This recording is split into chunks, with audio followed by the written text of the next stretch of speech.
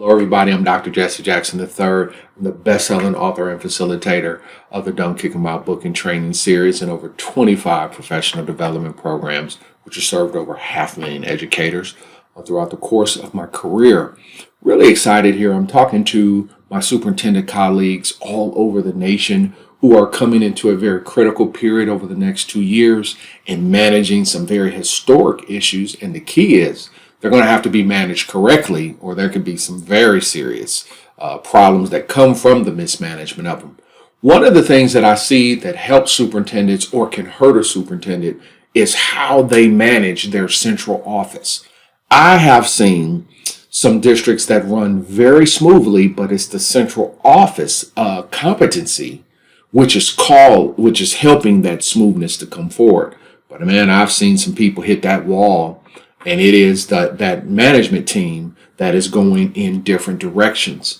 So are we all on the same page? Is the leadership team in your district all pulling in the same direction, particularly in the post-COVID-19 season? Let's take a look here. We're talking about what's on the table for the next 2 years, 2021, 2022. It is health and safety, employee morale, race management, trauma management, student attendance, kids logging in, kids coming to school, student behaviors, distance learning, learning loss, and then trust issues. And then does the central office work together? Now, the first thing I would want you to do, superintendent who's watching this, I would want you to look at our list and you to determine what are the top two that you have seen that really speaks to you. Hey, like these are the issues that I'm most concerned about. Everybody take a minute to do that, right? Everybody check the list, see which two are the ones for you that create the greatest concern. For the sake of discussion today, I'm going to go with the two that I kind of came in thinking that I've seen, right? Who am I? One of the most traveled people during the pandemic. I traveled weekly during the pandemic. I've seen what's happening in 27 states. I've seen the post-COVID thing be done correctly. I've seen it be done dangerously, which has created some very dangerous and toxic situations. I have seen companies support their superintendent, and I've seen companies fight the superintendent the whole way. I've seen people retire in the middle of this. I've seen people quit in the middle of this. I've seen it all. So if I had to pick two, one, it would be number 10, central office teamwork, and then looking at trust issues or employee morale. Let's go that direction, right? So the first thing that never gets taught, I've never heard anyone say this, but when we deal with a central office, they have to know their purpose, because I see a lot of people that are in these fancy titles, and this is whether it's charter or public or parish. A lot of people are in these positions, but I don't think they know their job. Let's go over what's the purpose of a central office: to fully support the district superintendent's vision and mission, right? If that person you're working for the superintendent. A lot of people don't know that. A lot of people don't understand that. Fully support the soup. Period. Right? So if you're in central office, my question to you, are you fully supporting the soup? Number 2, fully support the principals within the district. So central office works for the principals. The principals don't work for you. You work for them. So you are their manager, their coach to them being successful. So there's no way a central office can call themselves successful if their principals are not successful. There's no distance between central office and principals. If that is happening, you got to get that fixed, because we can't survive long term with that going on. Everybody shake your head and say, Jackson, we understand. No, you say, I understand. Do you understand? Yeah, absolutely. But I'm talking to the central office right now, right? And then the third, to create and execute all superintendent's initiatives, right? So you work for your soup, create and execute. So when that superintendent is giving you assignments, you don't come to our cabinet meetings with I don't know. You come with ideas of execution, things like you create. So if you're over the secondary department, everything related to secondary, you should already have thought through. Your boss shares their vision, but they're talking to their expert.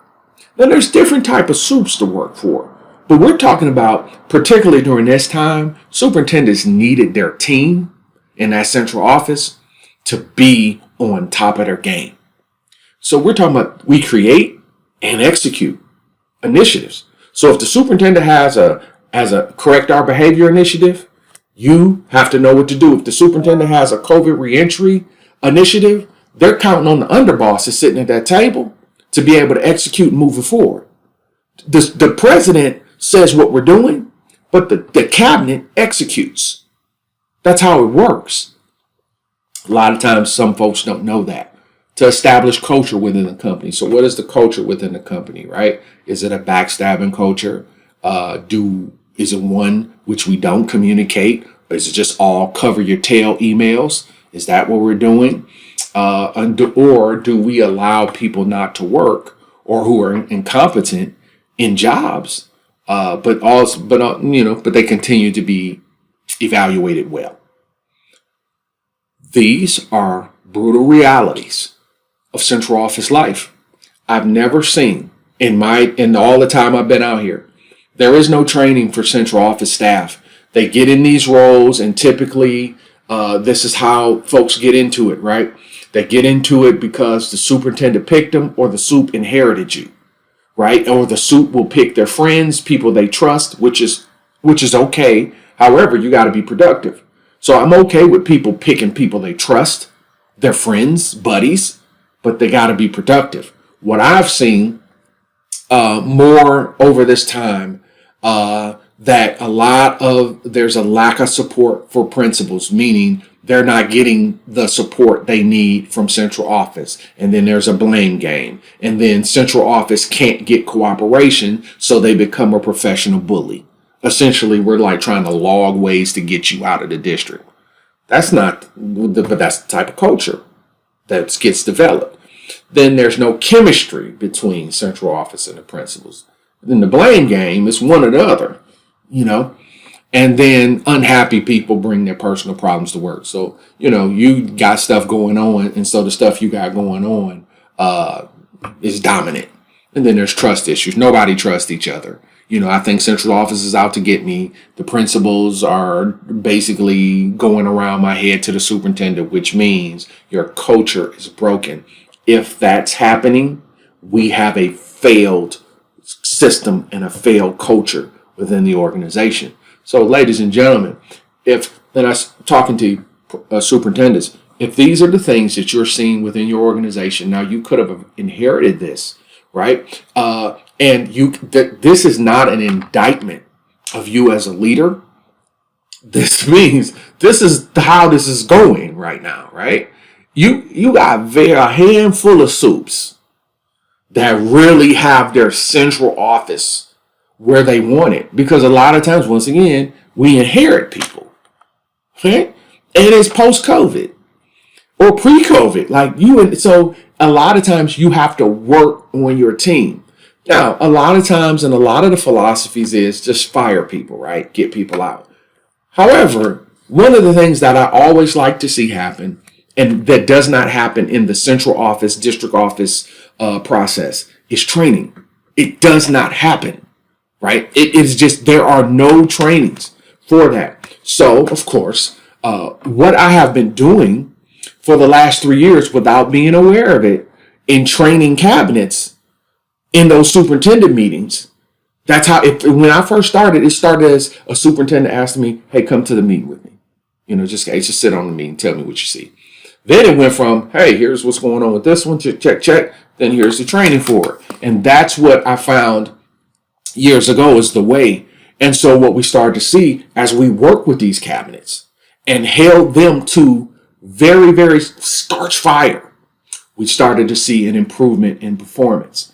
But this requires the superintendent to know what he or she wants, right? It can't be a situation where the training is just to basically say what you don't want to say. That's one way to go about it. But the key is that the superintendent has to understand everybody works for you. I work for, so if you call me and say, Jackson, come, let's run the training program, I'm there for you. So as the superintendent, you have to understand, hey, you got to tell these people who work for you, you're not about to sully my name and have me out here looking crazy because you don't know your job or you got an attitude about some things, right? And a lot of people in central office position are faking it to make it. If you have them in an expert position, they have to be able to deliver. So the first basis, if you're a superintendent, particularly a new superintendent, first or second year, and your first year may have been COVID, if you know you need to get your team on the same page, this is the type of training. We call it the District Office Management and Leadership Institute. It is about being able to help our central office personnel to identify company culture, look at are we on the same page, and to get them on the same page around the vision of the superintendent, knowing what your roles are, and then improving your competency and management skills. We work for our superintendent and we have to know how to follow somebody that's in charge. There's some people that are professionally poisoned and they don't know how to follow anybody, and they create problems for the boss no matter where they work. These are things that we can teach people. I think a lot of people, what I found out about some people, they're unaware that they're toxic. They're unaware that that's the way that you shouldn't handle things that way. We need training. And that's what our District Office Management and Leadership Institute is about. It's about training central office staff, leadership teams in the things that will help a superintendent to move his or her vision forward. A lot of things that we touch on in here is about, just like we went over, the primary roles of central office, understanding the dynamics of your specific student population. A lot of times the central office is oblivious to our student population. I can remember being in one district, it just was unbelievable, and we worked with them over the course of multiple years. Early on, I noticed that superintendent only had the academic people there. I started asking him, where's the finance guy? Where's HR? Get everybody in here.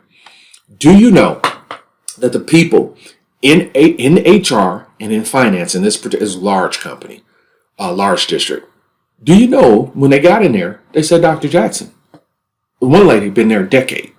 She says, this is the first training I've been to. She said, Dr. Jackson, I've never been out of this office. I mean, they had like about 80 some schools, right? I said, have you been to all campuses? She said, I haven't been to one.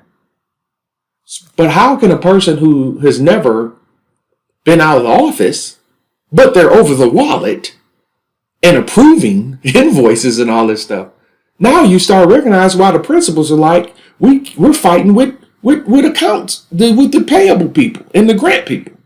I know why now.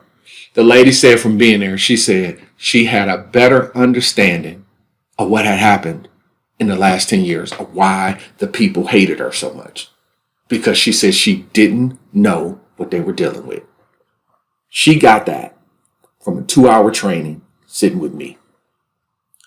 For that company, that was revolutionary, because what it did was it brought out an appreciation for each other's role, and it moved a lot of that poison that continues to hub, that conflict, that stuff got moved out of there, and they found the same page just by being in the same room, hearing something that the group needed to hear. That's just one example of many, and that's something that you can do. They got to know their population.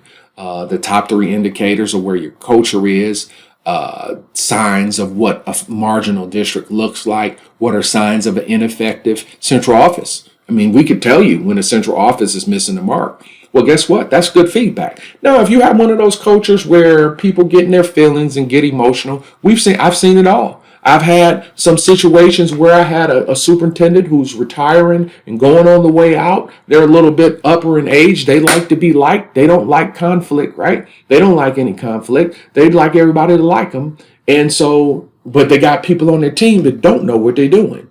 And everybody knows it. Everybody in the district knows it. Well, here I am, neutral, just can highlight some things. Oh my God, he's getting on us. Now, in a management meeting, see, let me talk. I'm talking to you, superintendent. When I'm coaching executives, see, when I'm coaching teachers, I can guarantee you. So if you gave me your teachers, I can guarantee you 98% of those teachers are going to love Dr. Jackson. Dr. Jackson knows how to coach teachers up, getting them right in their mind. I know I speak teacher language because I'm one of them, but I'm also an executive. When we're in those executive meetings, and I work for corporate America, when we're in an executive meeting and I've got six-figure executives around here or 70 and up managers sitting at this table, I'm not playing with them people, man. They have the company's future sitting at this table and they want to be babied. If I have a management team that's babied and likes to be babied, I already know your district's not headed in the right direction. This is not for you. Management meetings are ruthless. I mean, I work for some of the best districts in the country, and those superintendents not playing with their people. A lot of districts that I had that was very successful during COVID, man, they're not playing with these people. If you got a seat at my table, I expect production. That's what we're talking about, right? So we got to know what ineffective central office play looks like so we can get it corrected. What's the difference between a culture that's led by the district office or a culture that's led by the principals? Let me tell you, if the principals are leading the culture for the company, you're going to get inconsistent results. That means they're running over central office. Not good. We need to know that difference. Central office personalities. What type of central office do we have? Can we make changes in it? Can we get our leadership team, getting them on the same page? What are some do's and don'ts of effective central offices? And then how do you become valuable to your superintendent? This is things that every central office personnel in the country needs to learn. I would love an opportunity, superintendent, to work with your company and work with your managers and spend time with your managers, building them up in management related competencies. From this time, if you know this is something that would be beneficial to your company, listen, don't hesitate. Call us today. The way our process works is we're flexible on time. Most of our companies right now are doing this via virtual. To us, it does not matter. I'm still traveling. I'm doing virtual, doing my 3 or 4 virtual sessions a day when I'm not physically in a school. So I have some organizations that want to get their management people in person.